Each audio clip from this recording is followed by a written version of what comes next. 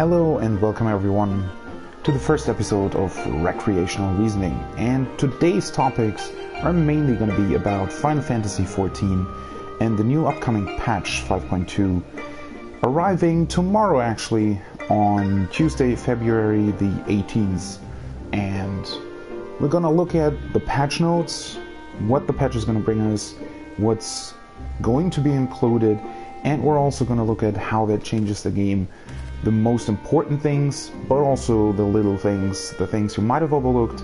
And then we're also speculating a bit about information that came up a few days ago during an interview that's going to talk about the upcoming patches 5.3 and the content we're going to get there. So let's start off with the patch notes. Let's see what the patch tomorrow is going to bring us and see if it's going to be what we expected or if they changed something around. We got a lot of information during the live letter, obviously, so we know a lot, and the patch notes confirm what we already knew for the most part, but still there are some very interesting tidbits in there. So we're starting off, of course, with the new main scenario quests. Now, these are actually more than I initially thought there would be. They already said that there are going to be a lot more cutscenes this time around, and that you should take a little bit of time to go through the whole main scenario. So usually, I mean, I'm the kind of person who takes, longer to go through those quests, really read through each quest text and get out all the information that I can. This time around, apparently we're gonna get 10 new main scenario quests, which is quite a lot, which means that we already have quite a lot of post-expansion main scenario quests that you can go through, and that's a good thing. That is something that was lacking a bit in Stormblood, I felt like, where the post-expansion content was good, but it lacked impact in certain scenarios. Of course, we got to know Emmett Selk, and the cutscenes, especially involving the Garleans, were always great, but that was it basically, right? The content itself that we got was pretty good. There were some really good scenes in there, but for the most part, it lacked what Heavensward had, right? Heavensward basically didn't conclude the story in 3.0, but instead continued it until you actually fought against Nidhogg, right? And then after that, you got sort of the setup for things that would come later. Whereas in Stormblood, I felt like it was a bit underwhelming, mainly because we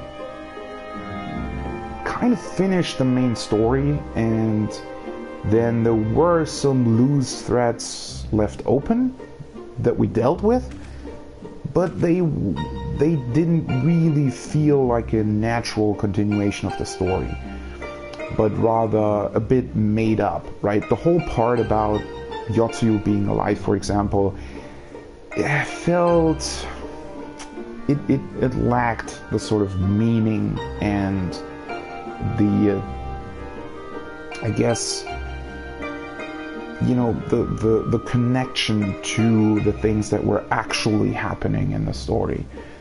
And they felt a little, while being great, the quests themselves were pretty great, especially the whole Asahi and Garleans trying to negotiate a treaty, the exchange of the prisoners. All that was pretty great the idea was pretty great, I guess, but the setup was lacking. And now in Shadowbringers we're back in full force, and judging by the trailer and what we saw in the live letter, the story is going to be pretty spectacular, especially, and that's what's really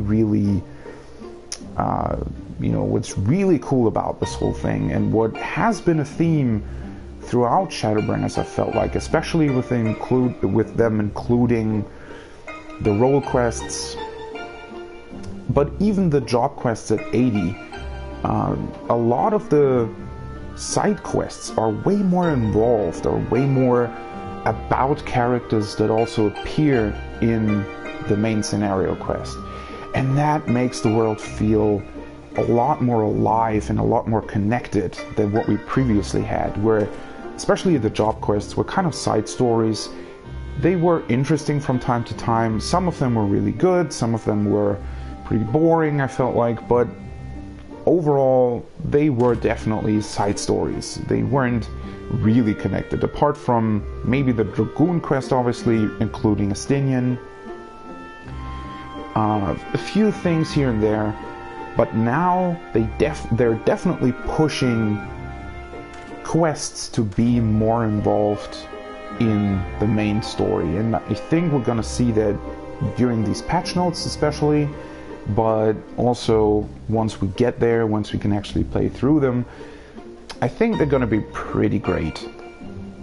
And I hope that they continue with that, and maybe or even more, inclined to do that in the future. I think even requiring some previous quests for future ones is a very good idea, because it gives you the opportunity to really do these impactful emotional stories with certain characters that aren't really possible if you're constantly only doing, hundreds of side quests that ultimately don't really do anything or don't really change the world in any meaningful way. Main scenario, of course, is going to be really interesting. Really looking forward to how they resolve the whole situation with the Scions, how they are potentially going back to the source, and how all of that connects to what we saw in the trailer, which was, we're obviously going to be in Amarat once again. The dungeon is there, right? We're going to find out a lot more about the Amarotinians and about creation magic. And apparently we're also seeing a dream or a vision of how Dalamud actually destroyed the source, so of the 7th Umbral Calamity. Really looking forward to what that means. I don't really want to speculate too much about that, because ultimately there's no point really speculating about it. I'm very confident that they have a really, really cool, setup and story for us. So I guess we'll see tomorrow. But then, and this is what I actually talked about, the Chronicles of a New Era. These quests, at least judging by the trailer, are a lot more involved than what we got previously. And Stormblood, especially the primals or trials in Stormblood. Technically they weren't really primals, but the whole Four Lords thing, I felt it had an interesting setup. And I liked, they created this small little area with all the small animals in there, and the cave looked kind of great. It was an interesting way to make Authored look like a place with a lot of history, because obviously these were sort of legends that were passed down over the last 1,000 years. But the Four Lords, they didn't really,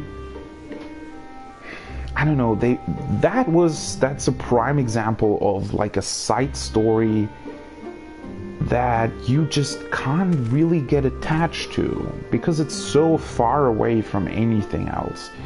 Interestingly enough, they also started the Four Lords during the main scenario, but it immediately felt like it was, a side thing, nothing to really, think about, or it wasn't even a very involved story. It was basically sort of a retelling of a legend, and then ultimately ended up leading to an interesting but fairly underwhelming cutscene against the prime opponent, and we didn't even get to fight it, which was really a letdown at that time.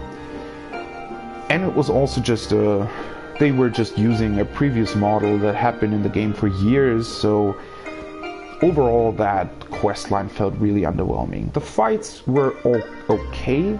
There were some really cool things in there, some really cool ideas, but also the tradition of having transitions that are just way too long, especially if you want to farm a fight, kind of started there, I felt like. And with Hades being, or 25% of the Hades fight being cutscenes, that's a tradition that they should really stop at this point. And I'm really hoping that the new Ruby weapon fight isn't going to have such a long transition, because it ultimately, you don't get anything out of it.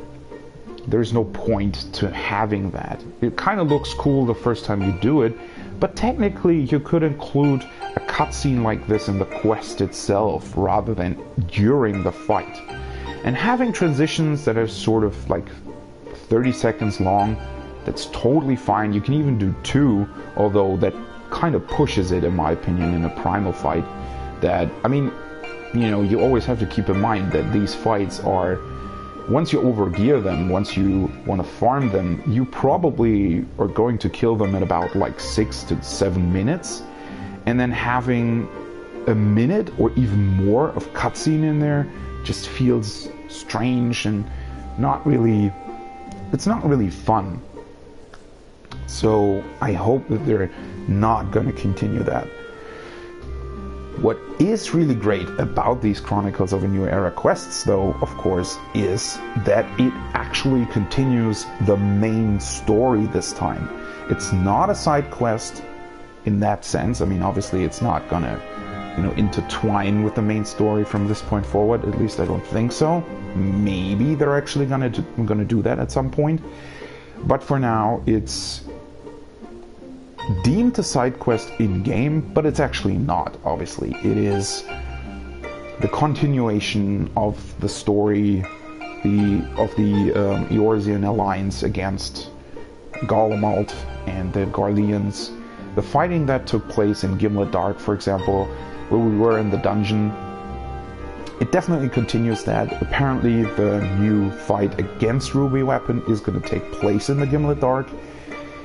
The boss arena, from what we saw so far, looked a bit boring, in my opinion. Of course, Gimlet Dark does not really give you a lot of, opportunities to really have interesting surroundings. The dungeon was pretty great in that sense, right? It really felt like a battlefield. It almost felt like something you'd maybe see in Battlefield or Call of Duty, a story about World War I.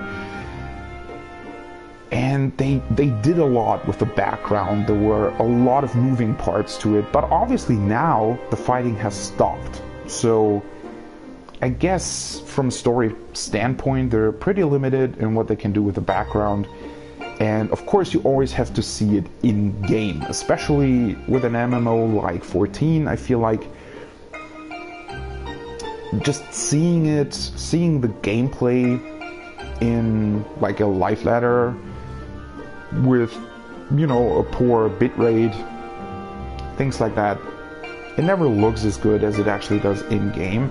And then obviously during the fight you will have the fight effects, the boss will be there. So the boss arena itself doesn't play a huge role in it, but still it looked very, very boring, and the background was basically just dark clouds and nothing else. So I hope that there's maybe gonna be a second phase that really, that looks the part. We also saw that Gaius' story is obviously continuing this. We saw him in Alamigo, which is gonna be pretty interesting. Gonna probably get a lot more, info about what the Garleans are actually doing at this point. Technically, of course, from a writing perspective, they did this thing where our adventures in the first didn't really advance time at all. So the stalemate between the Alliance and the Garleans hasn't actually been going on for a long time. Instead it's basically maybe a month or something at this point. So that's going to be really interesting. Apparently the Garleans are pushing, with the existence and the because they're using the ruby weapon, they're pushing for actually achieving victory. Then again, that also could mean something else.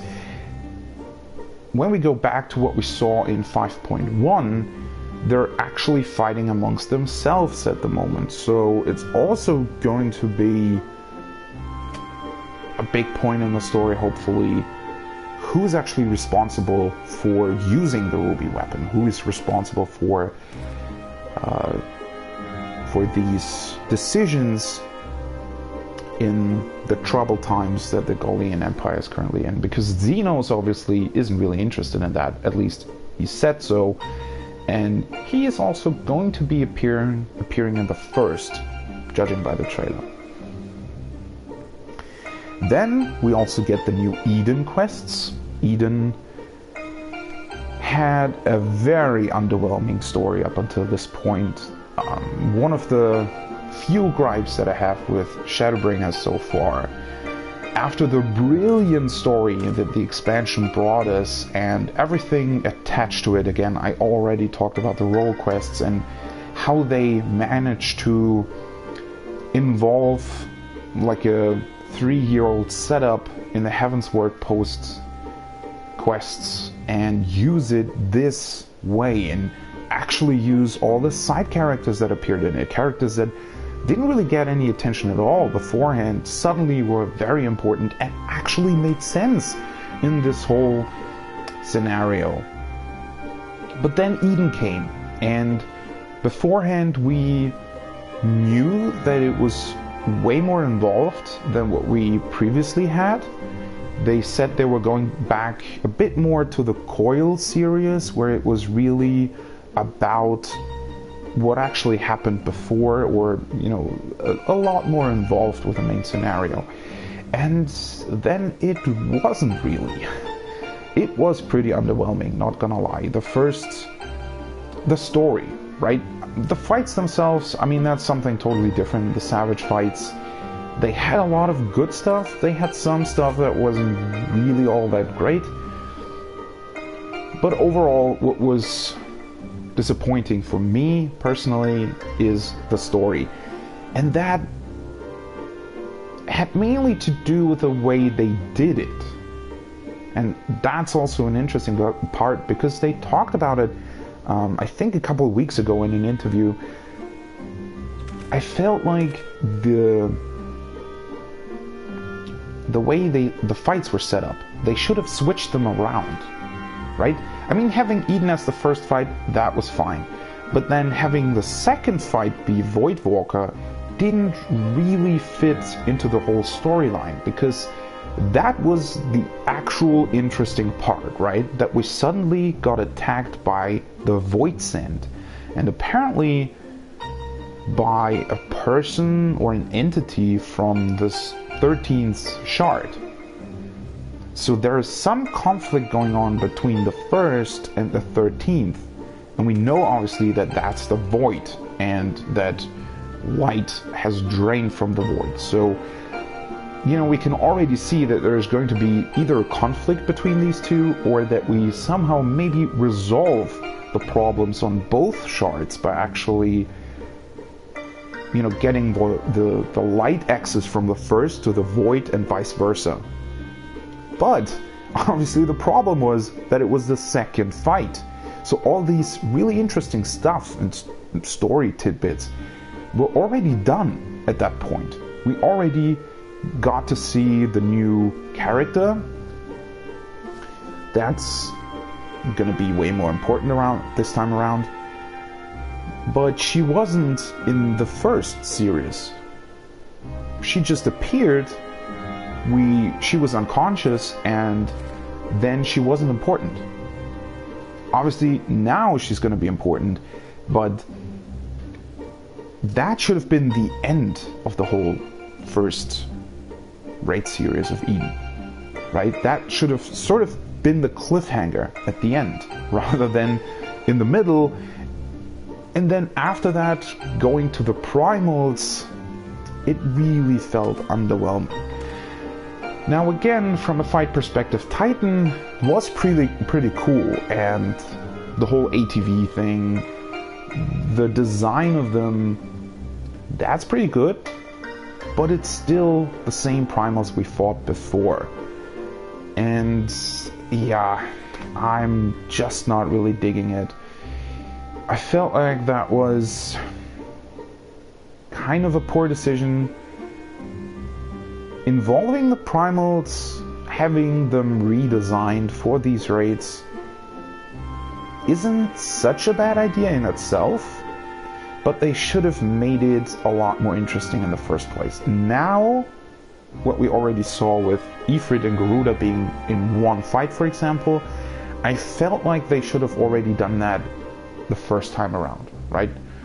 Rather than having a very underwhelming Leviathan fight, they could have maybe combined certain things. And to be totally honest, I would have liked to see a fourth fight being Voidwalker, because that fight had such a great potential with all these time mechanics going around, making them way more random, making a lot more things happen at once. Could have been a really great fight. I mean, now I felt like it was a really cool second fight, but it also could have been an incredible fourth fight. And I feel like Titan as a third fight, if you would have maybe shortened the second phase a bit, would also have still been a very cool experience. And then obviously Leviathan being what it is, it just could have been the second fight. Get it over with, I guess. Going back to the story though, after the second fight, there wasn't anything really going on. I mean, yes, we were restoring the elements, and as you can see on screen right now, for those of you that are watching the screen, you do get, you know, this whole transformation of the raid area, but that's not really interesting enough to warrant Leviathan and Titan being the third and fourth fight. Story-wise, there wasn't anything going on, and that's why it felt pretty boring. You were kind of expecting something else to happen, and it just didn't. So now, this time around, I really hope that the story is really going to take off. I mean, obviously, it can be resolved. Obviously, we need more story for the last four fights, but I do hope that they have a very interesting setup for us this time around. We already know, apparently, at this point, the first fight is going to be Ramu, then Ifrit Garuda, and then the new, hopefully new enemies. One of them we already saw in the trailer with all the birds flying about. And again, something weird. Because I did expect the, you know, void or light being to be the first fight this time around, to really kick off the story, and then end it with a bang with the fourth fight that we, you know, that maybe could be Shiva or some combination of Shiva with something else. Having the primals first means that we get them out of the way, which could be cool, but it also means that story-wise there's probably not that much going on, because we're just continuing restoring the elements. Maybe something goes wrong at a certain point, might be the case, but overall I expect the beginning of the story to not be all that interesting. But maybe we'll be surprised. Maybe there is really something that I feel like this raid series, it does need something to look forward to, because it's very mysterious at this point. Of course we are trying to restore everything to the first, but so far we've only really managed that for a very small space mainly the space where Eden is currently at, and we have to get to something, right? We need a setup where we know that the story is going to a certain point. There is this underlying feeling that it's gonna have something to do with the void and some sort of really big thing going on in the background, but I feel like we need more clarity on that. We need the story to have this really hook, this really interesting hook that we know there is something interesting to look forward to. I really hope they're going to introduce us to that this time around. By the way, overall, with all the main scenario quests going on and all the raid quests going on, we do get, I think, over 30 quests this patch, which is quite a lot, and I really like that.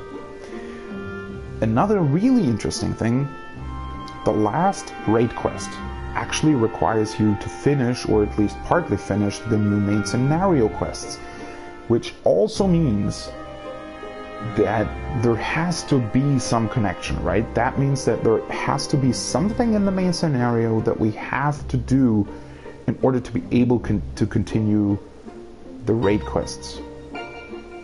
It's probably going to involve the Scions, because obviously they can't really be at two places at once, and they're needed in the main scenario as well as the raid series. But really looking forward to that. A very neat surprise was also including the Yorha quests in this patch as well. Something that I felt like desperately needed in the Ivalice raid series. While that series was good,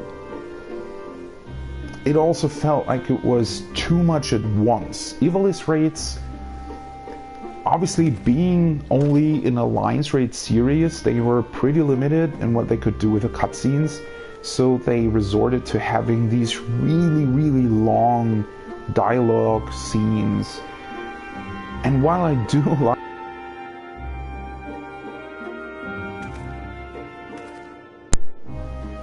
Sorry, I think that was my microphone that disconnected. While I really like having that much dialogue, it's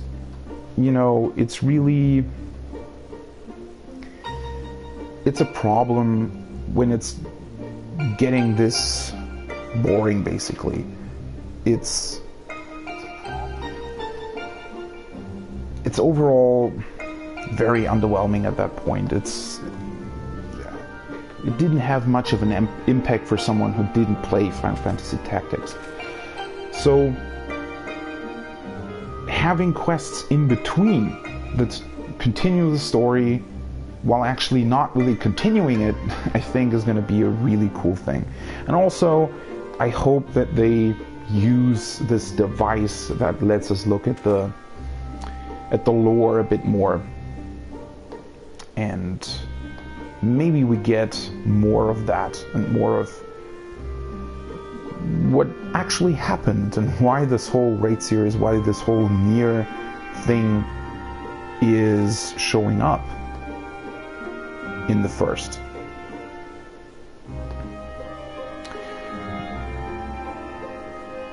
And then obviously we get also a bit more new quests. A fisher quest to unlock the sea fishing or fishing boat, the Kitari Beast Tribe quests with an incredibly new mount. Still very interested to see how interesting the Beast Tribe quests are going to be. I mean, they've more and more made them so that you can complete them really quick and that they're not really a chore, because you obviously have to repeat them all the time. I felt like the Pixies were pretty great in that the story was cool, though there was substance to it, while the quests themselves, the repeating quests, the dailies, were really easy and quickly to get out of the way. and I think they're going to continue that design here. Again, looking forward to how they're doing the whole gathering thing, and how that works out. Now, the Kitari, I hope that we do get to learn a lot more about the Ronkins and about the ruins in the Kitari forest. I feel like there's a lot that we still don't really know about that place, that we still need to see. And I hope, again, that they involve things we've already seen, that they sort of involve, you know, us being able to learn more about things we saw in the main scenario quests in that part of the forest. Would be really cool.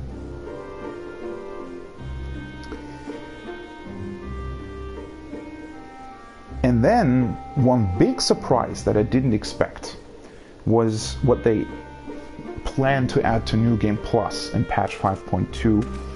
They talked about, I think, the Crystal Tower now being able to be replayed in New Game Plus, but this I really didn't expect. They are going to include all of the raid quests that we had so far, so the Coil of Bahamut, Alexander and Omega, and then all the 24-man raids, the Warring Triad Four Lords, and all of the Hildebrand quests. So that is brilliant, and I haven't used New Game Plus so far because I wanted to wait for them to redo the Realm Reborn quests to go, so that I could, you know, do the whole main scenario from beginning to end and not start at Heavensward. But the raid series, you can definitely do it. You know, well, it is connected to the main story, obviously, but especially things like Alexander or the Warring Triad, you can probably do that just, you know, as a short story section if you want to. So that's really, really cool. I actually, before starting Shadowbringers last summer, I went back and went through all of the, you know, all of the cutscenes involving Crystal Tower, because we already knew that it was going to be important. And while it is great to be able to access all of the cutscenes from an in-room, actually being able to play through all these quests is probably going to be a lot more interesting. So really cool that they included this here. And they did say that they were planning on releasing the overhauled Realm Reborn quests in 5.3, so maybe at that point you were actually able to go through all of the important quests from the very beginning of the game up until Shadowbringers now. That would be incredible. One other thing, Fates. There are some new items available from Gemstone Traders. Now, with the Fates, it's sort of difficult. I have been doing all of the required Fates to get rank 3 in all of the zones for now, but that doesn't actually give you enough gemstones to purchase all of the items that are available once you've completed them. So I'm still missing, I think, at least 5 Orchestrion rolls, which means that I have to farm, you know, almost 2,000 of these gemstones, even though I can't really get any more ranks in the zones, any more Fate ranks. And I also already leveled all of the jobs to 80, so yeah, I basically have to do Fates just to get these gemstones. I don't know if that's really, if I really want that to happen. Obviously we get more items for the treasure hunt, which is also great. And then we get a lot more items for housing. We get new houses now, new exterior buildings, which is really cool.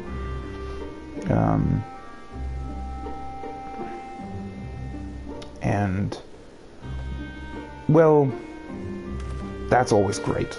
I always like to just go through, now that they added the catalog for the for all of the items that you can craft. I just go through all of the new ones and, you know, select the ones that I want to craft and craft them. This is always really fun. They also added an option for you to hang all of the fish that you've caught on the wall, which is really cool. I really like these small additions that just feel very involved, you know, make the world feel more alive, because obviously that's something, you know, a master fisher would do, right? You would probably hang all of your greatest catch on the wall for everyone to see, so having that option is really great. Then they added the new gate for the gold saucer. There's something strange about how they're doing these gates, because right now we actually do have a lot that are quite fun. I do like Air Force One, I do like Leap of Faith. The Slice is Right is also a very cool thing. I don't know why they decided to only do 3, or to only have 3 in rotation every 20 minutes. I feel like we're at a point where they could include, where they feasibly could include 4 gates every 20 minutes. But maybe we're getting that in the future once they maybe include, you know, a new version of a gate.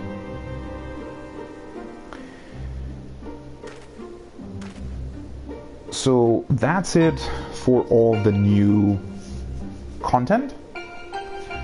And now let's look at some of the changes to the battle system. They are going to add a meditation gauge for samurai. Now, this could be a lengthy discussion all in itself. Why? Because I feel like the job gauges are really underutilized at this point. And also they're not really consistent. Some things, some jobs have everything that you need, all of the info that you need in their job gauge, and then some other jobs include other things that you can't see in your job gauge. So either they should really commit to these gauges and make it so that they actually include everything that you need to know during a fight about your cooldowns, your rotation, your, I don't know, all of your buffs, debuffs, dots, or they make it so that these gauges are only the most important things. Either way, the way they're doing it right now is really confusing and very, very inconsistent from job to job, because, just as an example, the meditation gauge, while being, of course, very helpful for samurai, why not include something like that for summoners, for the ruin stacks, right? They are just appearing in your buff bar. Why not include it in the job gauge? That would be the natural, you know, way forward if you are going to include meditation stacks in the samurai job gauge. But one other thing that I wanted to talk about, and one thing that I think could be a way, you know, to move forward, and that's going back to the discussion that they had in the life letter about things like ACT and parsing in general.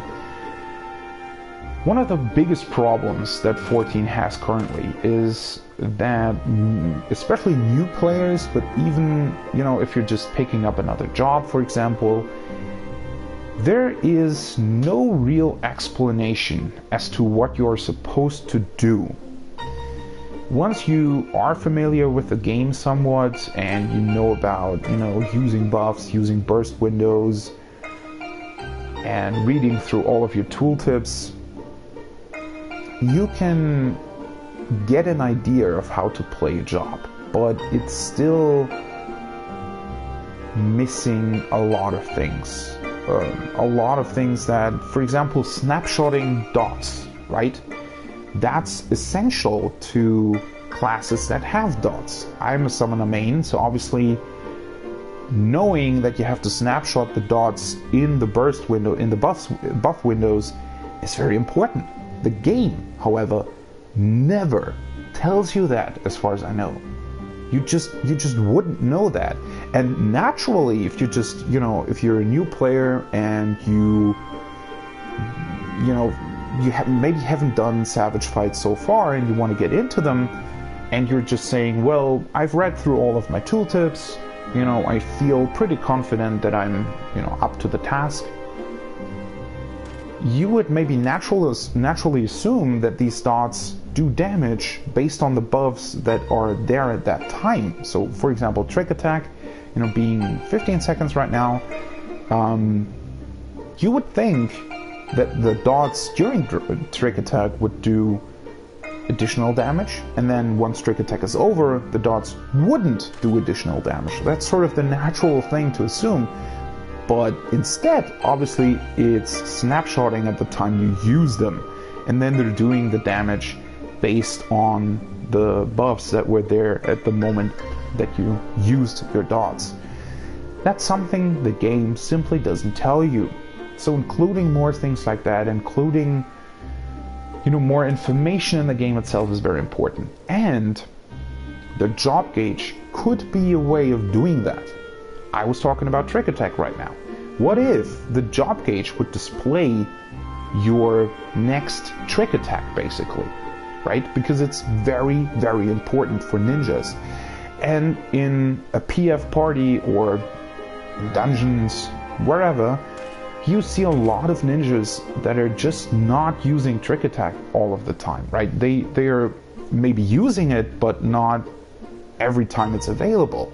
But including that in the job gauge, making it obvious that you should use it as soon as it's available, that might be a way to actually better teach players of how they're supposed to play a job. Especially all of these buffs, right? The buffs, having these burst windows, that's very, very essential to the game and essential to doing good damage. So why not include that in the job gauges? Make the players aware of what they're supposed to do and when they're supposed to use these things. Job gauges could be an incredible way to do that, and because they are very essential to each job, and you could do it in a way where it lights up, right? Much like a combo is lighting up and telling you you're supposed to press this button next. In the same way, a job gauge could light up, could tell you Trick Attack now. Obviously not with words, but making it look very cool and stuff. You could do that, but yeah, they should think about something like that. But coming back to the patch notes, we get the new dungeon. Again, a lot of lore is going to be in there. Not going to be really speculating about it at this point. I just want to really get into the main story once it's available. Interestingly enough, of course, now the new Expert Roulette is just Grand Cosmos, the dungeon that was added in 5.1, and the new one, which is fine in my opinion. Only sad part is that we're gonna lose the twinning, but you can do the new level 80 roulette to get into that dungeon. Twinning mainly because of the music. Another interesting part with the music, they also changed some boss music themes apparently. So I hope that the music theme, for example, in the twinning is now gonna be more interesting or more fitting to the whole thing. Because so far it was kind of the boring generic boss music at the first and second boss, and then you get the cool Shadowbringers tune at the end. Hopefully they change that so that you can actually enjoy the bosses a lot more.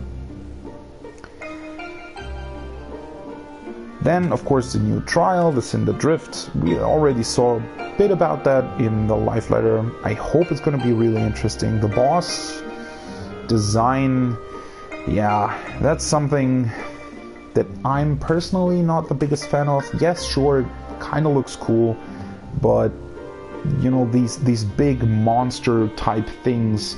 I mean, it's supposed to be sort of a biometric weapon of sorts. Yeah, I'm really not the biggest fan of that. Having it more like a machinery, you know, more of a robotic thing would be cooler in my opinion, but then again, it's a very subjective thing. I just hope that that they don't include cutscenes in the, like, during the fight, or very long transitions. I hope they don't do that, and I hope the mechanics are cool. They already talked about having a lot more sort of new or unexpected mechanics, both in the new trial and the new raid series. Really looking forward to that. And they also said that the trial is going to be more difficult, which was also a very underwhelming thing about Hades, was that the fight was way too easy in my opinion. Going back to Shinryu or Thornton, while obviously not being as hard as a, you know, savage turn 4 type end boss, they were still really, really interesting fights. Shinryu and Thornton both had really cool mechanics, a lot of mechanics. And Hades was, in my opinion, the normal mode of Hades is better than the extreme version. Obviously, you know, the normal mode isn't very challenging, which is the sad part about that, but yeah, I just hope that the new trial is going to be a bit more challenging. Obviously, it's a trial, but I just hope that they include mechanics that are very interesting, maybe a bit unusual and new. So that's something to look forward to. And then the new raid series. The raid dungeons Eden's Verse are going to be included. I already talked about that a bit. Now, as to what mechanics they will include, I hope, and they also talked about that it's going to be a bit more difficult than what we got the first time around. The reason for that basically is, while Titan was kind of a cool fight, we do have, I feel like, some problems in the way they design these raids. Because obviously, especially the first two fights need to be accessible. They need to be made in a way where people can get into them, right? Because you have to remember that every time a new raid series appears, there are going to be new players who haven't raided before, so there needs to be it needs to have a level of challenge that makes it interesting for veteran players while also being accessible for new players. But that leads to some,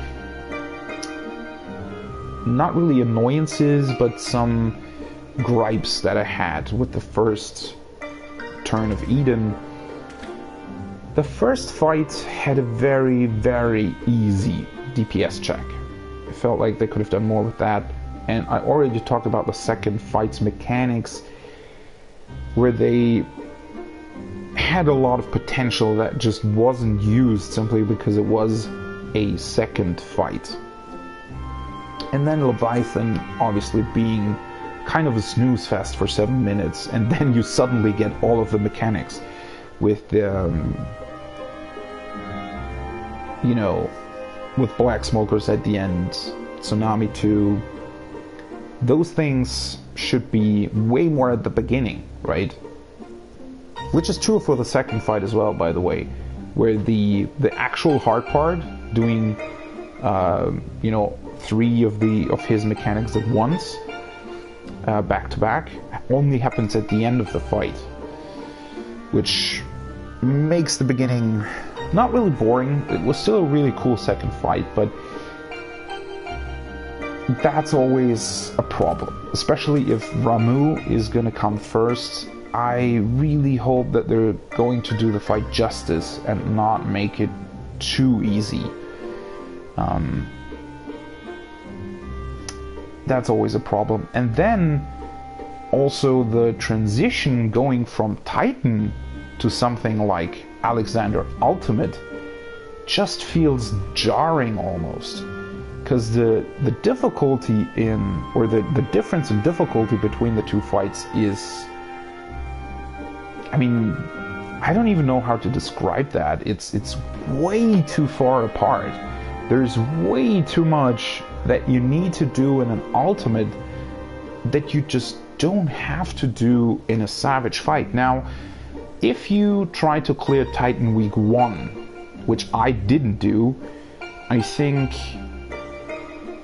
the difficulty might be closer, but since you can outgear something like Titan a lot, right? The difference between having 450 items or gear and 470 is, you know, is incredible. I mean, the team I did Alexander with, we almost cleared Titan when one of us went AFK and we didn't realize, we almost cleared Titan with 7 people, you know, being obviously in full best in slot gear. So that's, I feel like that's somewhat problematic, that you have this real big difference between Ultimate fights and the last Savage fight. I feel like, especially at this point with the players, you know, getting better and better because of the Ultimate fights, and with a lot of new players coming in, I still feel like you could make the Savage fights more challenging. Which, I mean, obviously they're always going to be outgeared, and that's the interesting part, right? Somebody who's maybe struggling to clear a fight, you can just get better gear and then clear it, right? That's the cool thing about this whole gearing system, is that it allows players who are maybe struggling to still clear the fights, you know, after a certain while, after they've acquired more gear. At the same time, I feel like some of the mechanics could be more challenging, could be more demanding of the players. Maybe not even, I don't really or necessarily need, you know, incredibly hard DPS checks in the Savage fights. That's not really what they're about, in my opinion. Obviously week 1 being different, but after that, it's okay that they don't necessarily include things like that. But some of the things that appear in Ultimate, you know, having to deal with Jackdaws, for example, in Alexander, where you're not supposed to deal as much damage as you can, but instead you have to stop your damage at a certain point. Or having 2 bosses at once, which apparently they are going to include this time around. You know, just these more out of the way themes that have, you know, been missing from the Savage fights so far should be, in my opinion, included. And they should try and close the gap a bit between Ultimate. Ultimate is really great, but such a huge gap between Savage and Ultimate, I feel like isn't really doing the game any favors. And so far, if we're going back to the Savage fights of Stormblood, but also the first Eden raid series, overall the difference in difficulty between the 4 fights isn't really that much. Obviously, yes, the gear requirements are different, the DPS checks are different, especially between the first and second turn, E1 and E2, it was almost too much of a difference between the DPS that you needed in order to clear the fight. Again, that's why I said I felt like the first fight should have had a harder DPS check as well. But the difficulty itself, the mechanics themselves, weren't all that different from one fight to the other.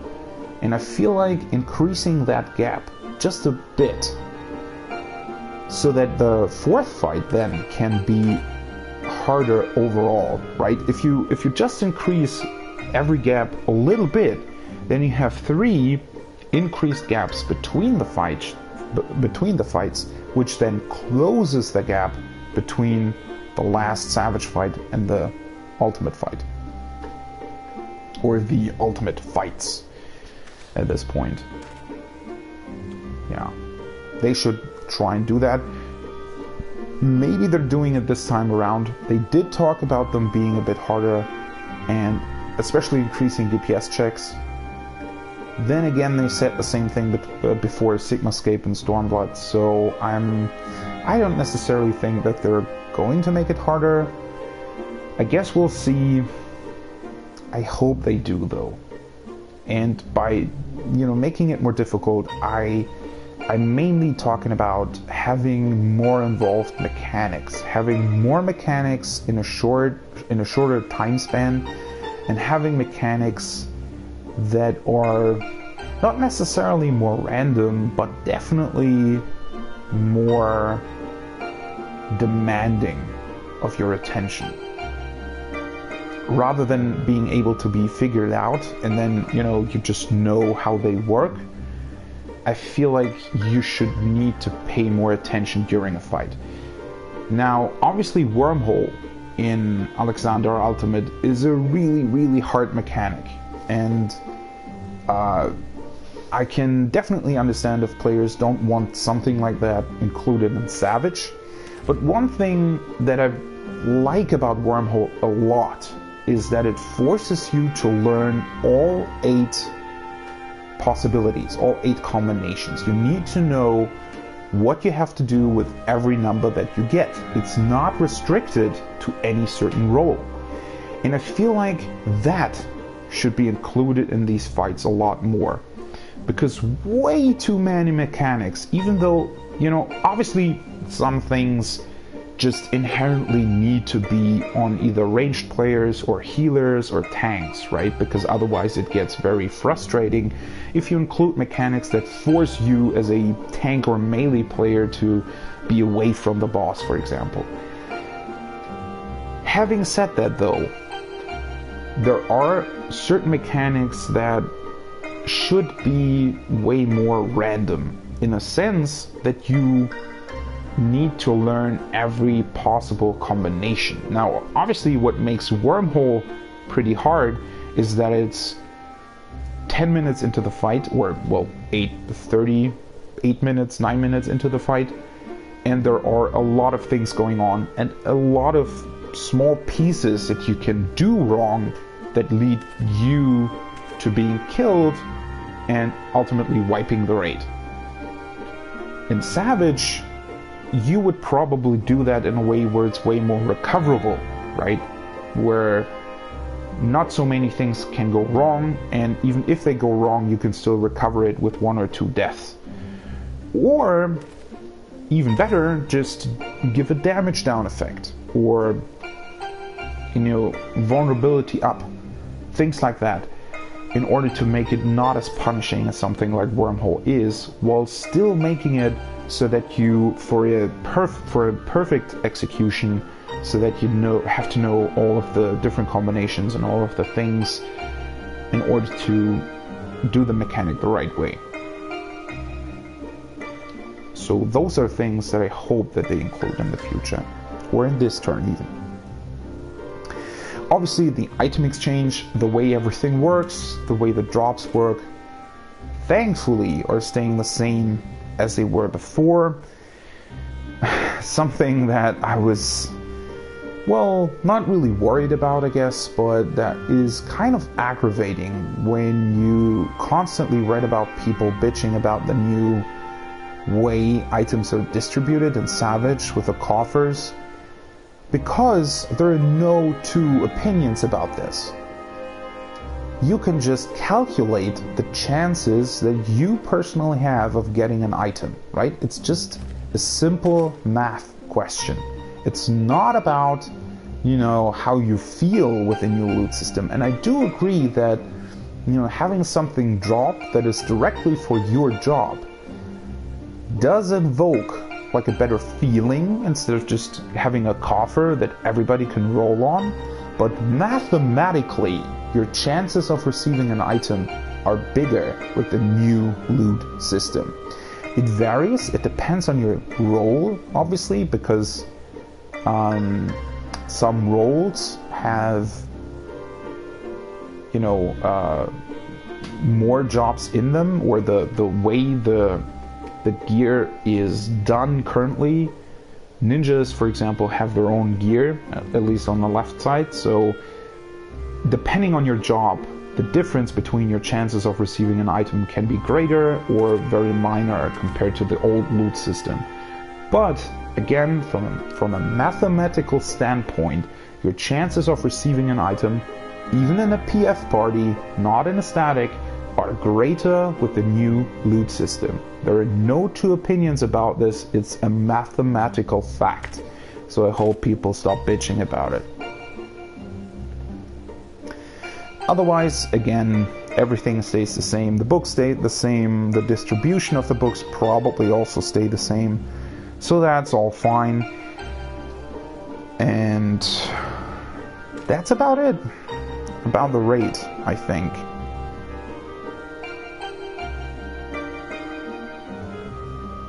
Yeah. Now, obviously, they've removed some of the weekly restrictions that were still on certain things like the copied factory, which is fine. Also removed the weekly restriction on Ultimate. And we get new login tombstones, but that's stuff that always happens with every new major patch. We get the new level 80 roulette, which is going to be pretty cool because now you can earn the new tombstones not only with the expert roulette but also with the level 80 roulette, which I always kind of liked. It was always kind of cool to do that. And you still, you know, if you're doing that roulette, you also get the gear that you can desynthesize, for example. Also always a great source of either income or materials depending on what you need. Which of course also depends on what the new crafting stuff is, or what is needed for all of the new crafting stuff. So they moved the rewards of the tombstones around, of course, which is the same thing they always do. And then the new Eden rates are also added to Stone Sky Sea.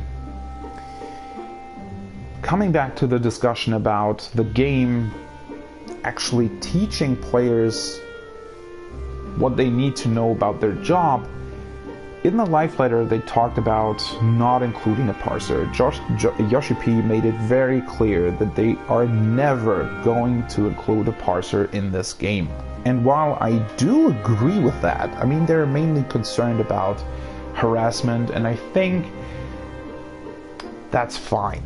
I do think that's completely fine. And some people have said that they should have included like a personal parser, which I felt like would have been cool, you know, especially if you're on PS4. It would have been really cool to have a personal parser in there, and being able to see your own damage. Then again, that could theoretically also lead to harassment if people are, you know, specifically asking you to tell them what, you know, how much damage you did, things like that. But it's coming back to what I said about the job gauges. I think there should be a more involved tutorial for every job, and there should be a way to at least show you what you did well or didn't do that you were supposed to do during a fight. So I think, for example, if you're, again coming back to trick attack, it's always the sort of the best example for this. If you are a ninja, and let's say in a 10-minute fight, you know, if the fight ends before 10 minutes, obviously you would have had 9 trick attacks in that time. Now, if you don't have these, The game should tell you that at the end of the fight, right? I mean, you know that, like, a lot of single-player games or fighting games, not necessarily. I mean, I'm thinking of something like Devil May Cry, right? The game judges you at the end of a level, right? It tells you, basically gives you style points for how well you defeated your opponents, things like that. They could include something similar in 14, where at the end of the fight it gives you, I mean, this can be very basic, right? Because what we're talking about is people not doing their basic rotation, their basic stuff. I'm not even talking about the more involved things, because that doesn't really matter. Someone who's really trying to improve, someone who really wants to be a good player, who wants to do a lot more damage, they're always going to seek out, you know, the balanced discord, the proper rotations and everything that you need to do. So I don't think that that's necessarily a problem.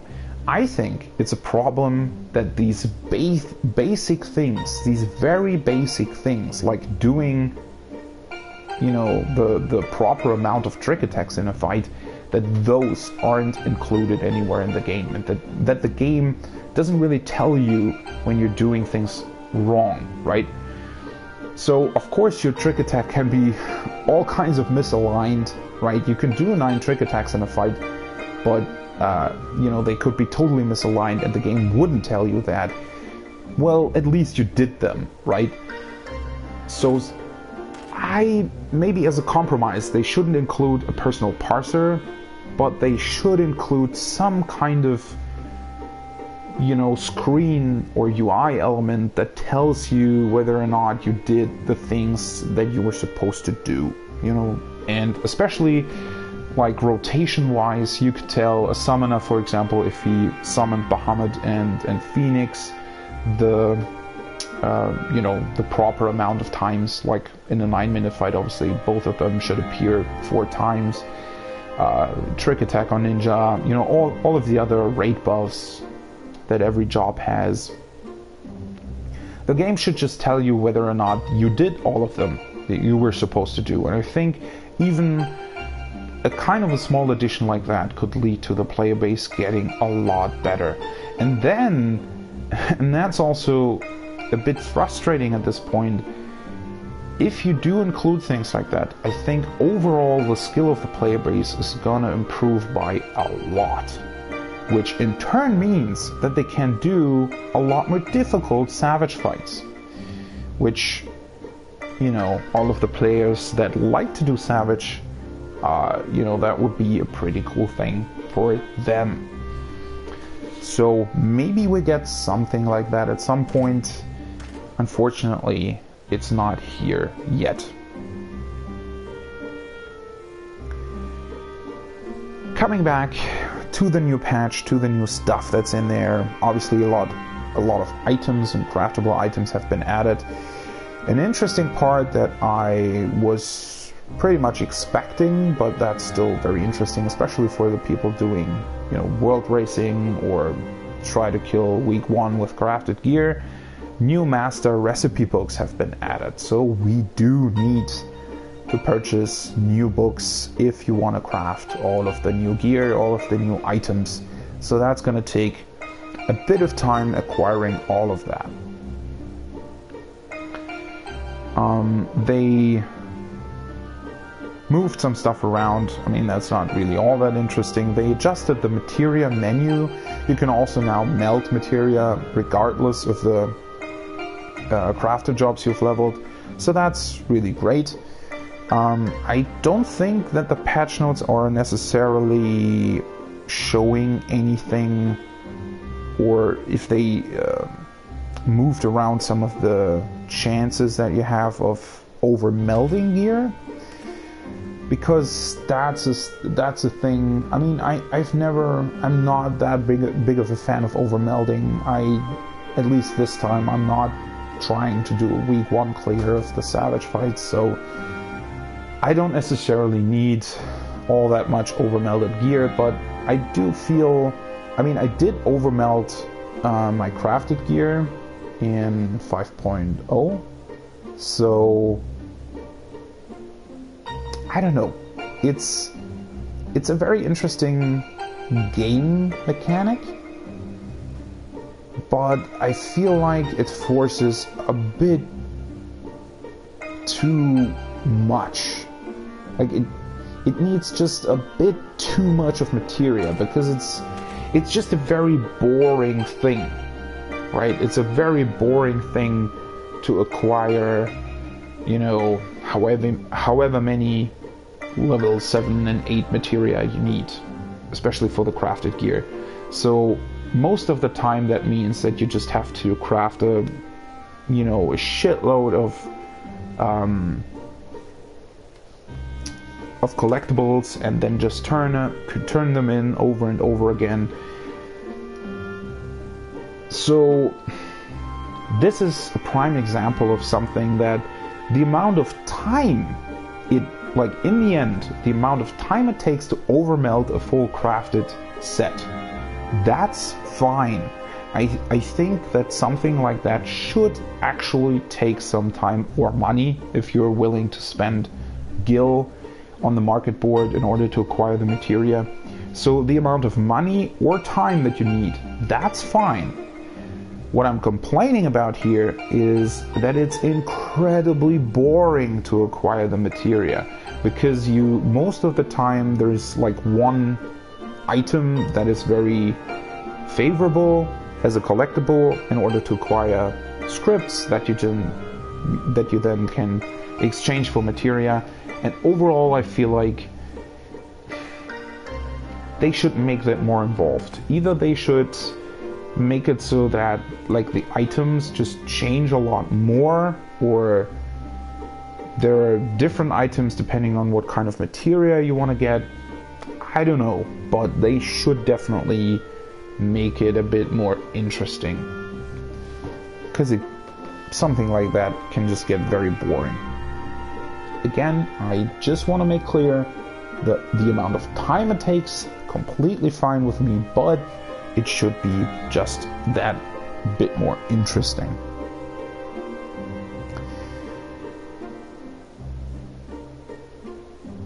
Another part that I'm not really all that, involved in, I do craft, but I don't really theory craft about crafting rotations. They did change around some of the actions. One thing that I don't know, obviously, at this point, and that's, I don't know if they necessarily, because they did include these changes right now, so I don't think that they would necessarily do more changes with the release of the newish Guardian Restoration part, which is coming in patch 5.21, 3 weeks after the patch, so in 3 weeks, obviously. I don't think that they're adjusting any crafter actions at that point as well. Maybe they include some more in order to accommodate for whatever new system they came up with that involves the newish Guardian Restoration.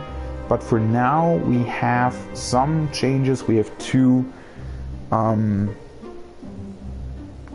new actions, actually. Veneration, that increases the efficiency of synthesis actions by 50% for the next 4 steps, and groundwork increases the progress at greater cost to durability.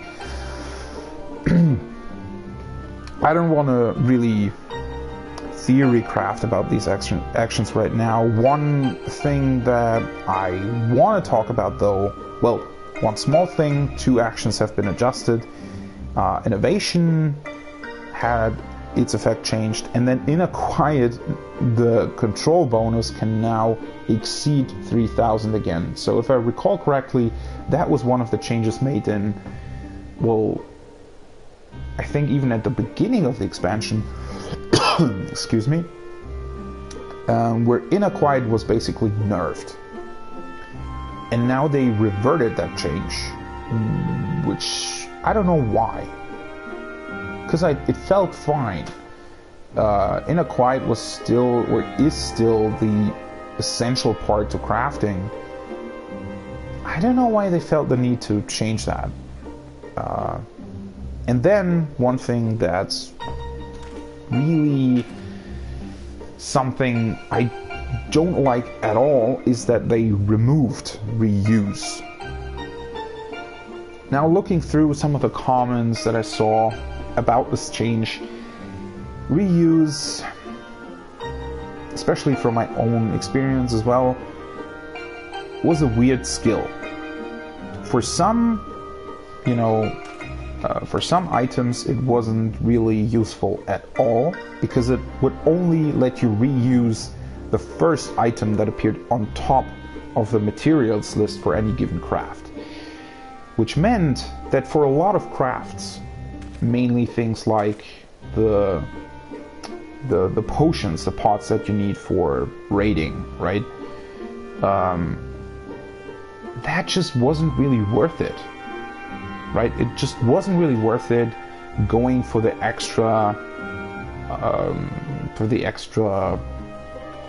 overmelts, basically, that you need in order to use reuse in a proper rotation while still having 100% quality.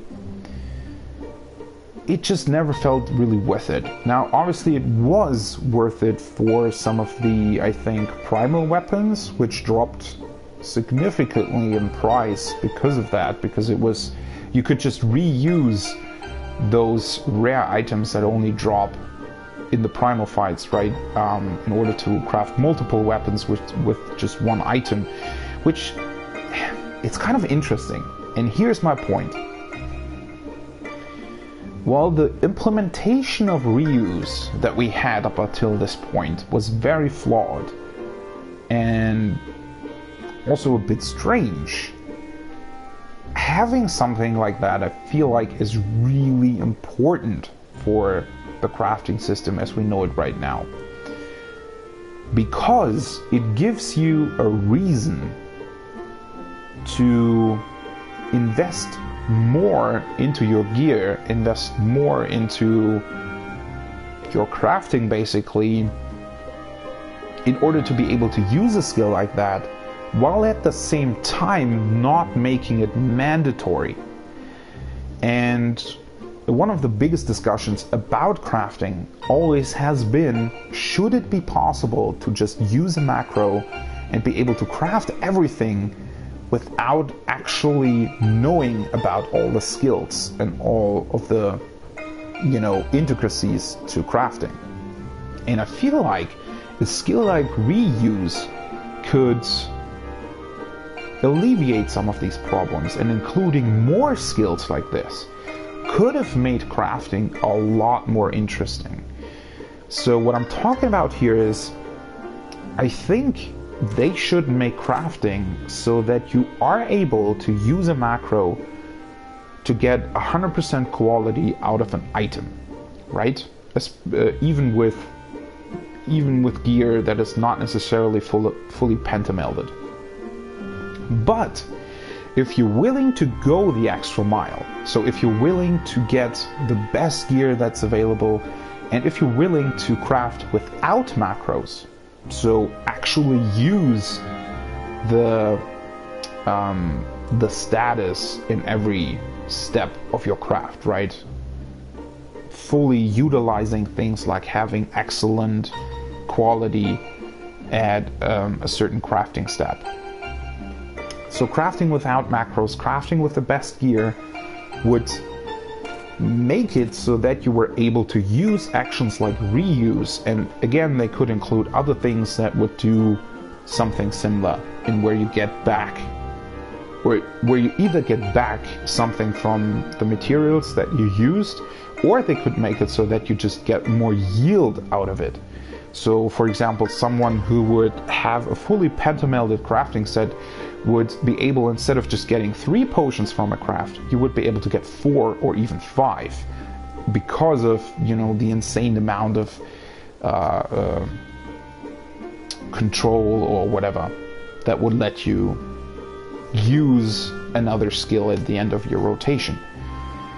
I feel like crafting desperately needs something, right? Rewarding the players who are actually willing to put in the time, who are getting the best gear, who are maybe even crafting without macros, that they should be rewarded by having skills that let you do things like that. So you would actually get more items out of the crafts. You would get more, whatever out of the crafts. So that would be, an advantage, obviously, but everybody else would still be able to do all of the same things, just not as efficient. And I think that's where crafting should go. But, well, obviously now they've just removed reuse, which is very, very disappointing. And a theme that has been going on for a while, where they, if something doesn't really work, they seem to just remove it instead of thinking about ways in which they could do it better. Now, I'm not saying that we never get a skill like that or a crafting system like I just talked about. Maybe they are planning on, working these skills or doing the skills in a different manner so that they can bring back something like reuse in the future. That may be the case, we don't know at this point, obviously, but yeah, it's really disappointing that they went this direction and just flat out removed it instead of including more skills like that. Or changing reuse so that it would work in a different way. They also made some pretty good changes to crafting overall, where it's just, again, following up what they already did in 5.1, where they made it more accessible and just overall a lot more coherent than what it was before, where it was just basically a mess, a combination of all of the things that were there from the beginning of A Realm Reborn up until the end of Stormblood, and they overhauled it. All of the changes were pretty good in my opinion, and now they're just following it up with a few more quality of life changes. And then I'm really looking forward to the new part of the Ishgard restoration that comes in 3 weeks, and I hope that it's going to be more involved and actually more meaningful, because the first part of the Ishgardian restoration, while being interesting, was a bit of a letdown, because we didn't actually do all that much, right? The new part of Ishgard that the Ishgardian restoration takes place in pretty much still looks exactly the same. So yeah, I hope for some more changes in that regard. Another really interesting change is that they now show you basically a preview of what your crafting skill is going to do in the next step of your craft. That's really cool. It basically, while I like all of the third-party sites that exist around 14, like Garland Tools, all of the things that you can use in order to make it easier to collect items, to craft items, like Teamcraft, for example. All of these sites are really, really great. But including more of the features that those sites offer into the actual game is pretty much what you want, I feel like, for the most part. Again, things like parsing ACT, maybe not, but for the most part, if there is really good functionality on a third-party site, you probably want to have that in-game at some point. So having things like this crafting calculation here is going to be pretty cool, I think. They also made some cool changes to the material list that they included in, I think, 5.1. Or was it even 5.0? But they included a couple really cool UI elements for crafting, and you can now, for example, lock those windows so that they don't close, which is going to be really useful if you want to, for example, craft a certain item and you try to gather the materials, and you always forget what you actually need, or you don't know how many you have. Now you can lock the window and it will always display that, which is really cool. That are quality of life improvements that we desperately need in this game, and need a lot more of still. They made a lot of progress in the quality of life department, especially over the course of Stormblood, but there are still a lot of things. Again, incorporating these things from third-party sites into the actual game, I think, will be the way forward, basically. And well, that's basically it for the crafting, I think. One tiny bit that they changed about fishing is a bit annoying. Something that's probably gonna get changed in the future, or I hope that it'll get changed. They now included a new UI element where an exclamation mark, or 2 or 3, depending on the fish you caught, appears over your head while you're fishing.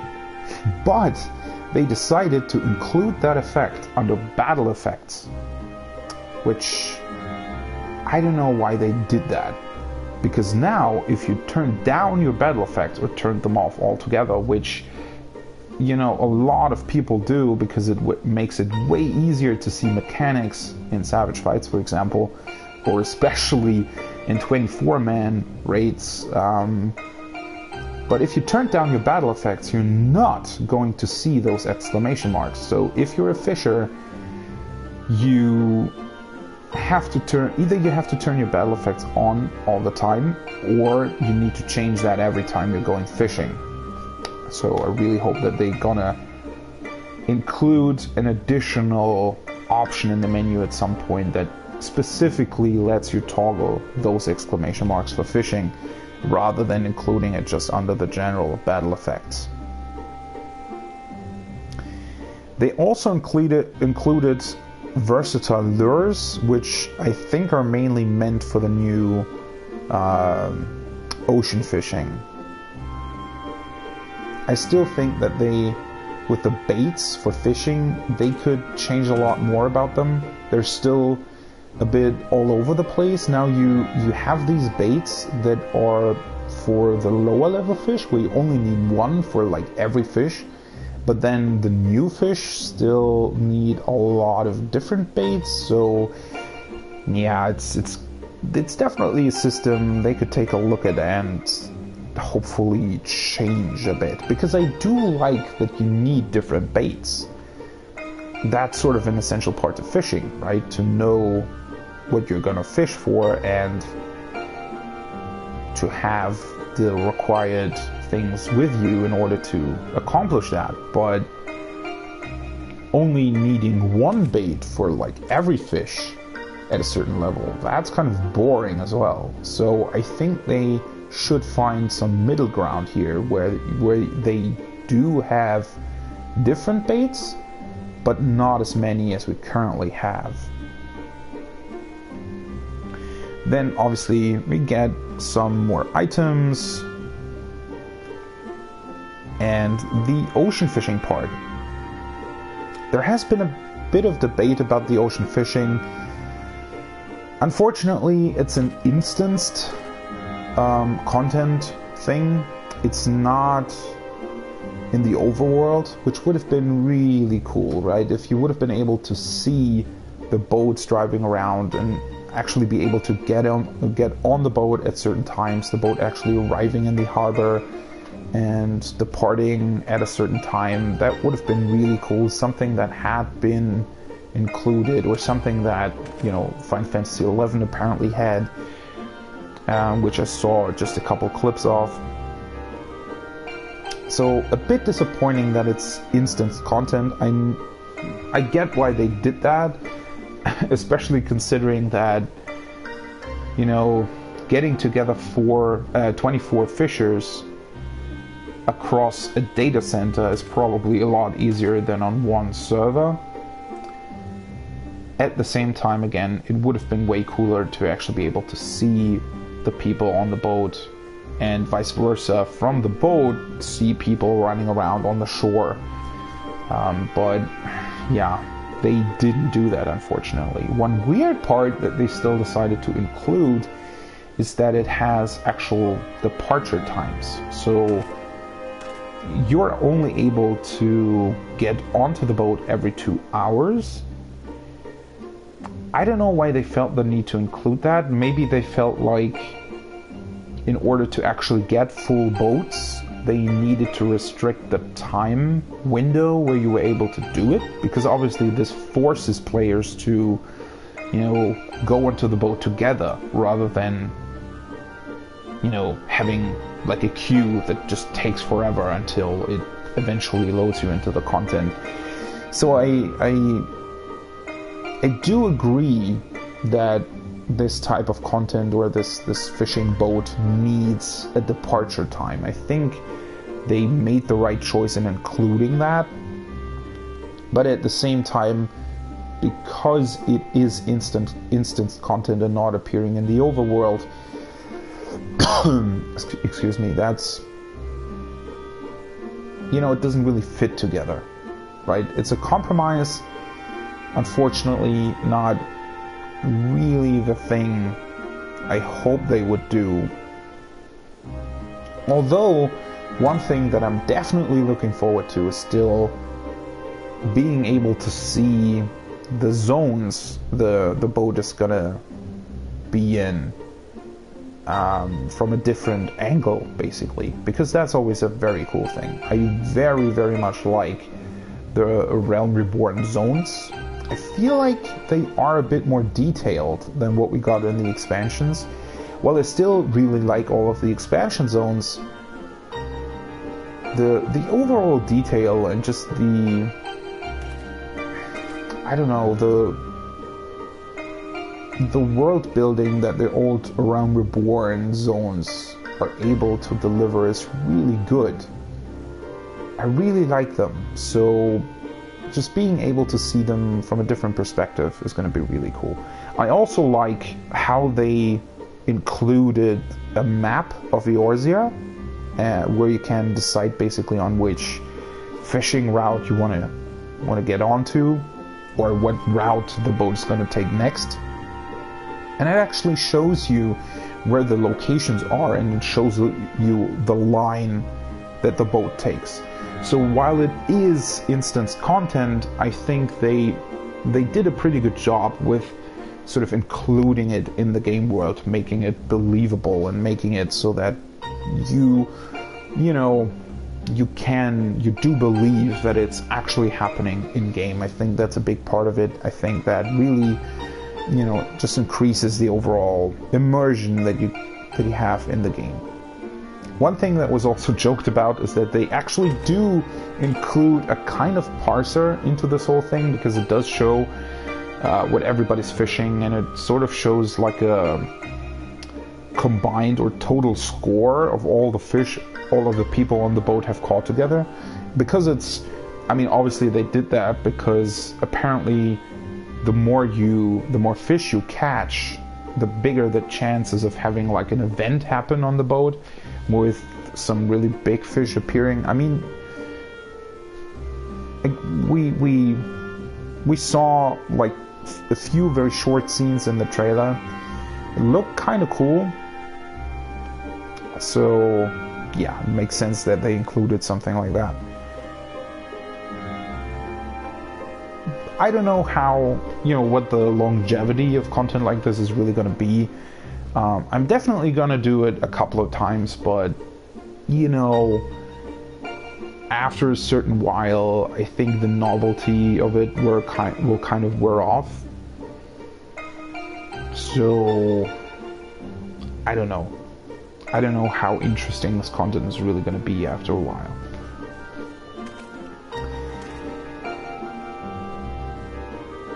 And then we get to the system changes. Let's see if there's anything really new here.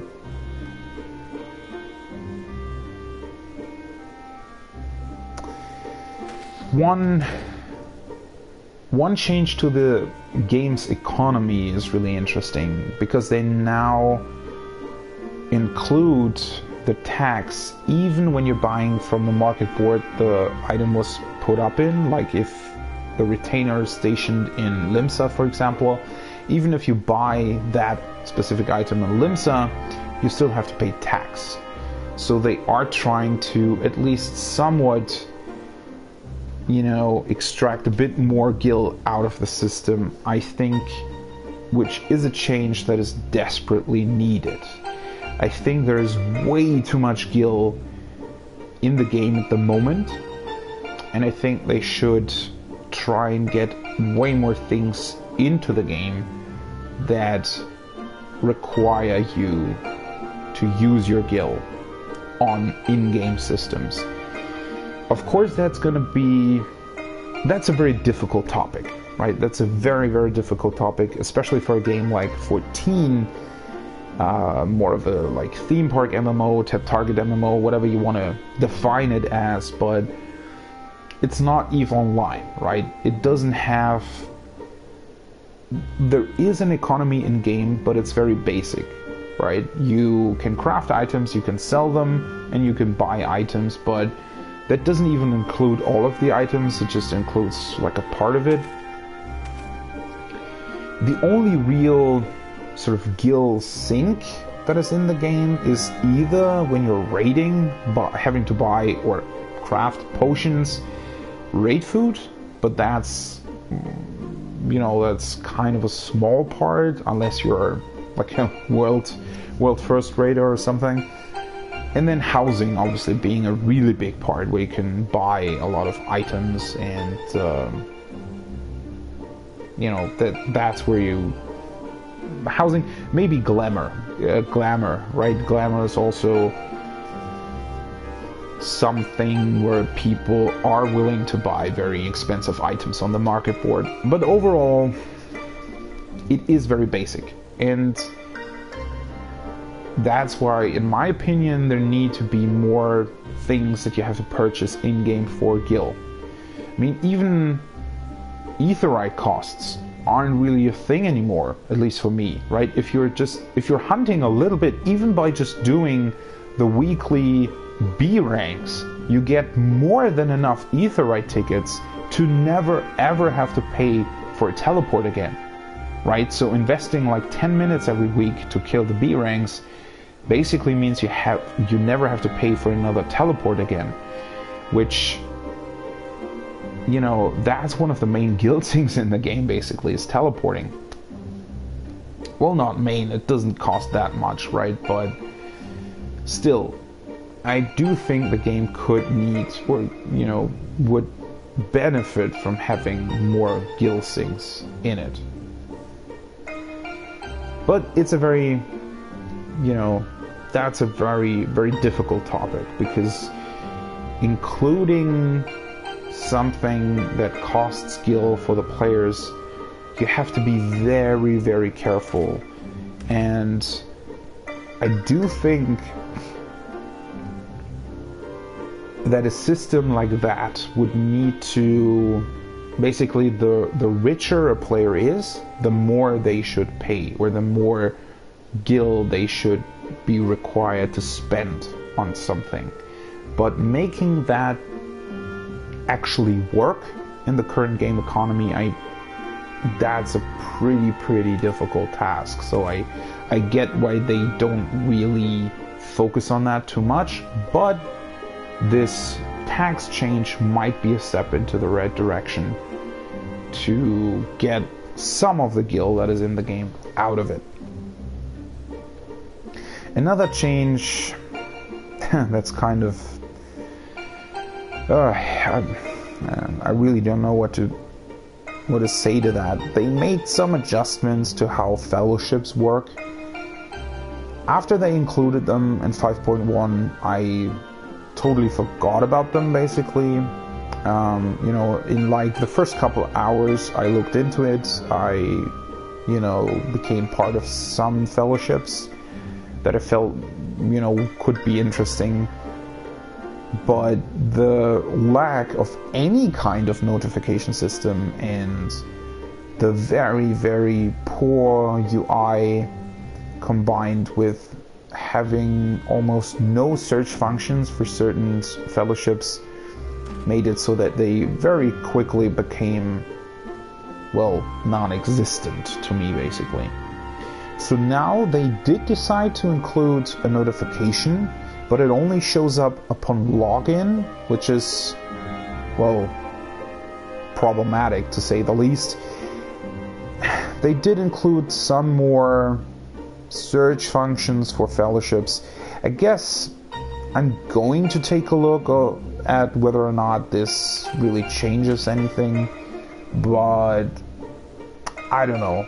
For me personally, one of the biggest problems with the fellowships is the whole UI, because actually going into a fellowship and trying to, because it's sort of like a mini forum, right, where you can put up posts and maybe try and get together like a hunt train or something, could be used for that, or just talking about a certain aspect of the game. But it's, the UI, something like that should basically span your whole screen, right? There's so much information that could be in there. There's so much information that you want to look at, that the way they currently included in the game, the way the fellowships work, it's just not really usable, like, at all. It's really not. It's a really poor system, and what's really problematic about it is now nobody's really wanting to participate in them because they're not really worth it, right? There's no real reason why you would ever be part of a fellowship, I feel like. Maybe there are some niche cases that I don't really know about. Maybe RPing could be one of them. But for the most part, they're not really usable. And because of that, they're kind of neglected by a lot of the players. And, at this point, you'd have to really make big changes to them in order for them to actually become relevant to most players. And the changes that they currently decided to do are not really it. They're definitely not it. Which is kind of a shame. Then, of course, we get the new markers that we can place during, not during the fight, obviously, because no, we can't do that, which I don't know why you would ever complain about it. People are saying that UCOP's going to get more difficult, but I don't know if that's necessarily going to be the case. I mean, you can just call out a location. Why put a marker down? If you have 8 markers to determine 8 different directions in a fight, you can just call out a marker instead of placing one. Would make it maybe even easier than it was before, rather than harder, in my opinion. And there has never been a Savage fight where you needed to replace markers during a fight. At least in the last 4 years. So what is really great about the change, though, is, first of all, it's really cool having 8 markers. I think that's going to benefit players in some fights, at least.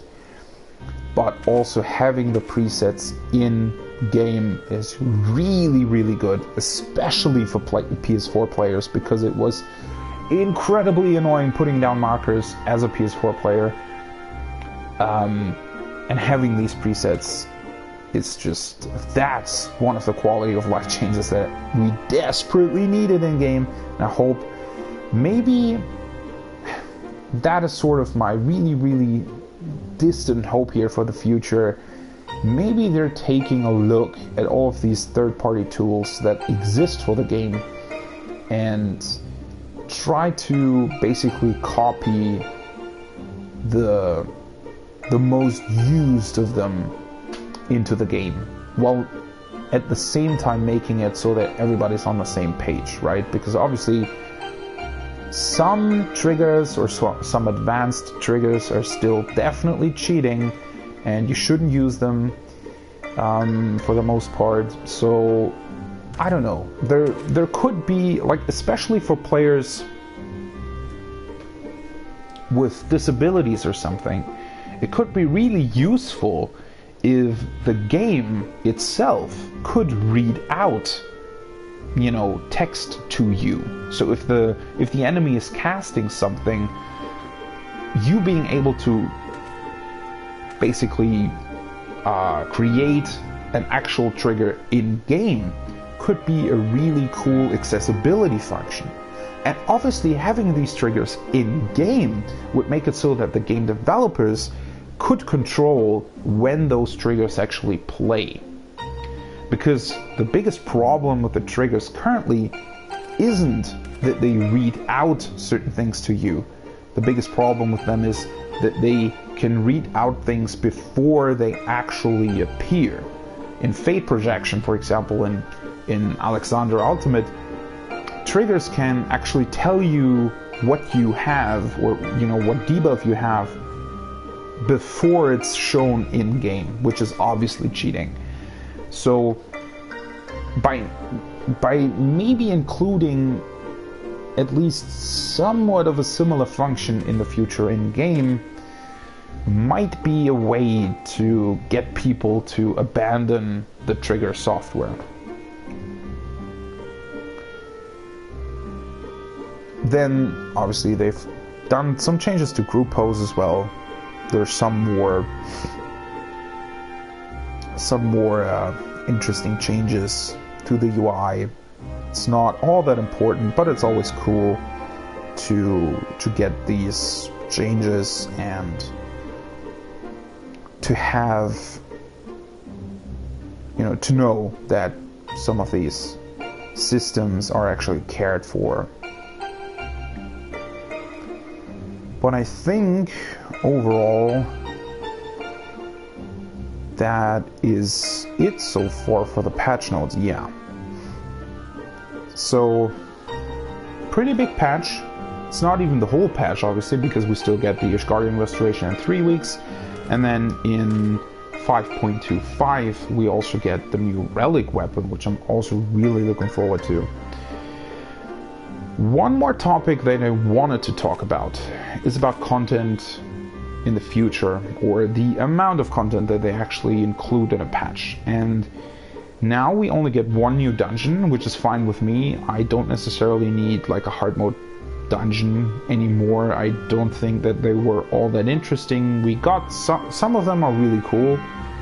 Overall, I don't think that we necessarily need them, especially if there are, I mean, I talked about, you know, side story or side quests at the beginning of the podcast, and how they apparently, you know, are trying to push side quests to be more important to the main story.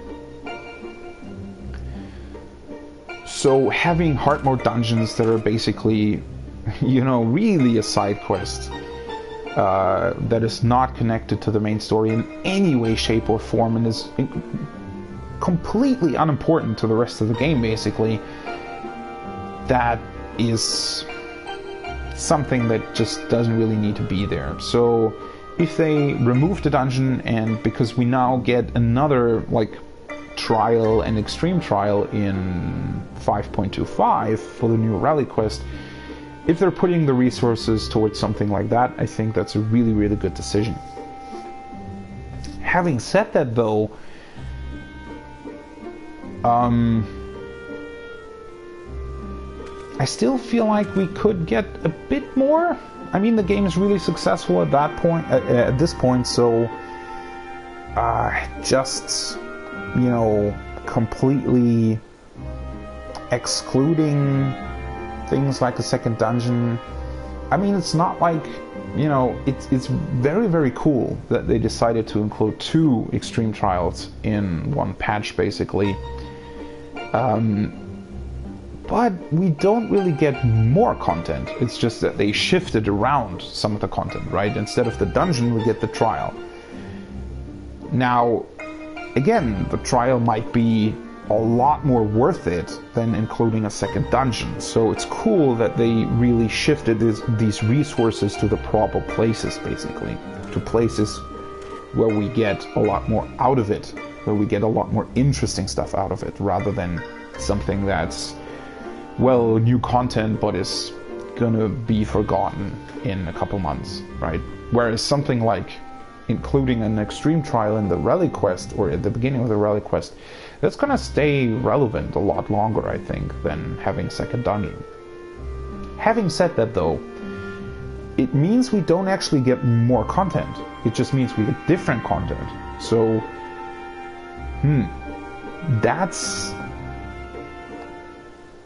maybe not necessarily what we want or expect, because in my opinion, especially because the game is really successful at the moment, it would probably be, I don't really know how to say it, but you could make an argument for expecting more. There was a discussion when Shadowbringers came out, or when the first Savage tier came out, whether or not there should have been maybe a fifth fight in there. I don't think we're ever going to get that. At least not in Shadowbringers, obviously. But it does lead to some interesting questions of whether or not we should get actually a bit more than we previously had. Now, we do have the Ishgardian Restoration at this point, which you could argue is also something that we hadn't gotten before.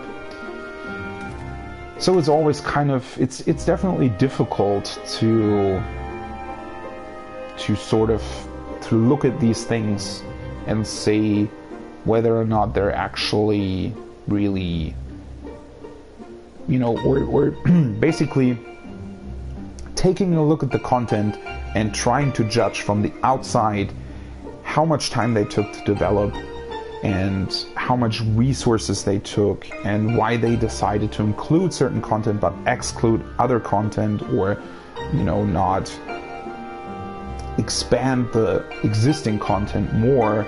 That's always going to be something that you can't really judge from the outside. And again, we also talked at the beginning about how they did include more main story quests this time around, or that the amount of quests that we get in patch 5.2 over all of the different side stories and the Beast Tribe and things like that, there are quite a lot of quests in here. So maybe they put more resources towards that. We don't really know looking from the outside in. But there are certain things that should definitely be discussed. One of them being something they talked about last week, and that is the new ultimate. They apparently decided to only do 2 ultimates. Again, same thing we got in Stormblood. I wasn't really expecting 3 ultimates, so it's not that, it's not really disappointing. I'm not really disappointed or anything about that. Rather, I mean, it's definitely the right decision if they are only going to do 2 ultimates. It's definitely the right decision to move the second one from 5.3 to 5.5, because the time between content from 5.5 to the next expansion is definitely longer than from 5.3 to 5.4, the next Savage tier. So including Ultimate in 5.5, that is definitely the right decision. Overall, though, whether or not it really works out in the end remains to be seen. You can always just, really judge it after the fact, unfortunately. So, yeah, we will have to talk about that once once everything happened, right? At the end of Shadowbringers, we can judge whether or not it was actually a really good decision. Now, though, at this point in time, it feels like it's the right decision. And, well, to be perfectly honest, the Epic of Alexander is still current, right? You can still do that. There are going to be a lot of teams who still haven't cleared it, but want to clear it. And even for people who have cleared it, you know, doing re-clears with another group, with another job, I think is still something that is really interesting, really challenging. And even, you know, there are a lot of people who are maybe new to the game who want to do the old ultimates as well. So I think now's the best time to do it. After this Savage tier, there's going to be a lot of time until 5.4 to go back to old ultimates, do re-clears of Alex, all that neat kind of stuff. Maybe even get involved with Blue Mage. I think a lot of people still haven't done that content, and it's probably really cool. So yeah, it's overall it's definitely all right. That's definitely a decision that is that makes just a lot of sense, and I don't think that anybody's necessarily disappointed by it. Yes, of course, it would have been cool to get 3 ultimates, but then again, it's not really necessary for the game, right? Rather than including a 3rd ultimate, I personally would definitely want them to expand Savage a bit more. Not necessarily with a 5th fight, but I don't know.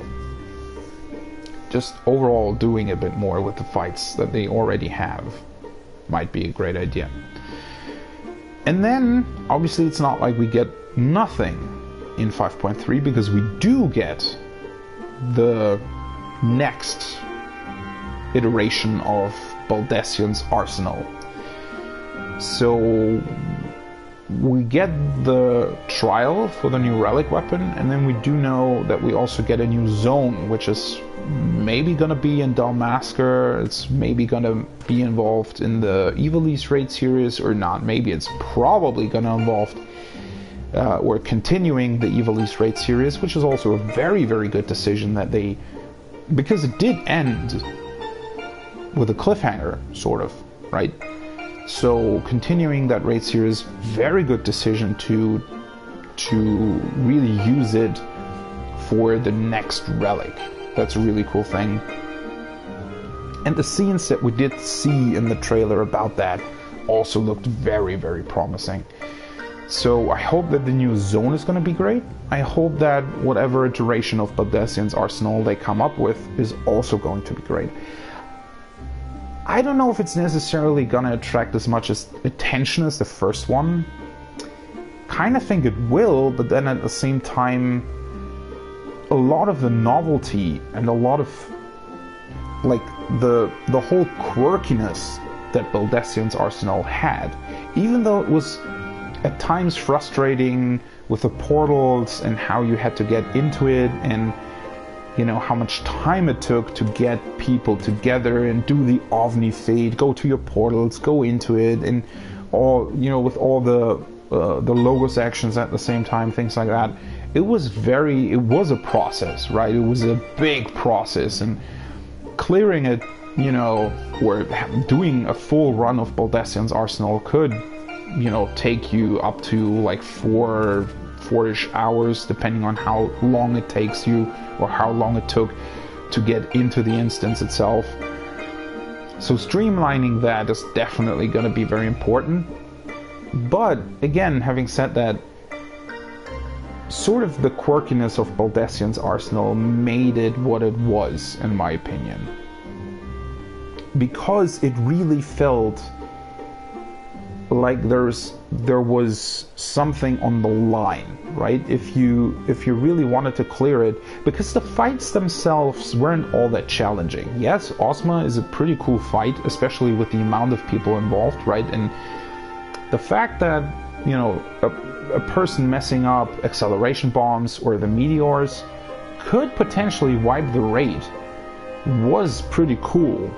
I really liked that they decided, at least with the last boss, to include mechanics like that. But overall, the difficulty, especially because people were really organized about it, right? The different discords that did runs of BA, they were really organized. They had a lot of really great people in there to try and get new people through it. So that made it challenging, but at the same time not that difficult. So a lot of the real interesting stuff about it, and why it felt so cool, but at the same time challenging, but also completely different to the rest of the game, it was because it had all these involved things, right? It was a very lengthy process. And while frustrating at times, it also made it very worthwhile once you actually did it, and once you actually once you actually achieved victory and killed Ozma. Really felt like, well, almost like an ultimate clear in a way. Even though it wasn't as challenging, simply because how involved it was, and how much you had to do to get there, right? With also having to level through all of Eureka, obviously, at the same time.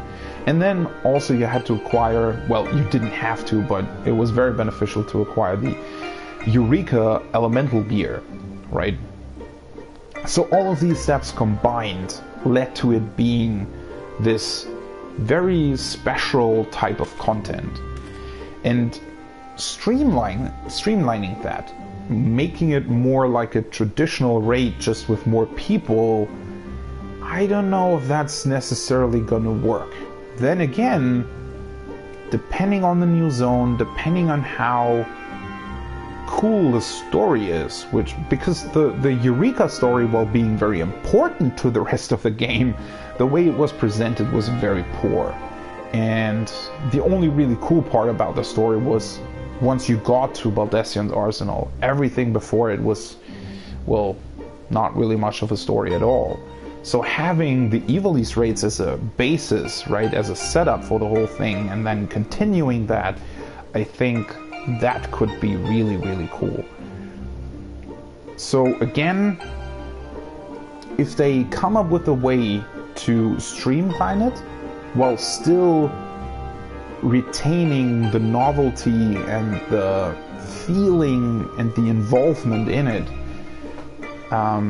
if they manage to do it, that could be a really, really cool piece of content that I'm definitely this time around doing right away when it comes out, and not like, because I did Baldesion's Arsenal I think about 4 months after it came out, something like that. It was still a very cool experience, but obviously, you know, doing it right away would have been even better, I feel like. So yeah, I definitely think that they will be able to capture the same feeling again, or even, you know, come up with even better ways of doing it. It's a trade-off for sure, you know, not having an ultimate, but having like a Baldesion's Arsenal at the same time. Then again, what does that mean? Does it mean that we only get one Baldesion's Arsenal in Shadowbringers? Probably. Maybe we get more? I don't know. That's some of the, like, that would be a thing that would be incredible, right? If they were able to, in 5.5, bring out an ultimate and another, like, Baldesion's Arsenal style content. That would be incredible. Don't know if they're necessarily going to do it. I don't think they will. Would be very cool, though. Overall, again, I'm sorry. Overall, again, I am definitely on board with the way they decide to split up the content. But they definitely have to deliver, right? I think they will, I guess, will be the judge of that. And tomorrow is going to be 5.2. I'm really looking forward to it. I think it's going to be a really cool patch. This has been it for the podcast. It was all about Final Fantasy XIV this time around. Definitely trying to expand the topics that I'm going to talk about the next time. Although, of course, if a new 14 patch comes out, there's a lot to talk about here, right? I hope you do enjoy it. You did enjoy it if you were listening. Thanks for listening. And maybe we'll try out the podcast next time as well. That's been it for me. See you next time. Bye-bye.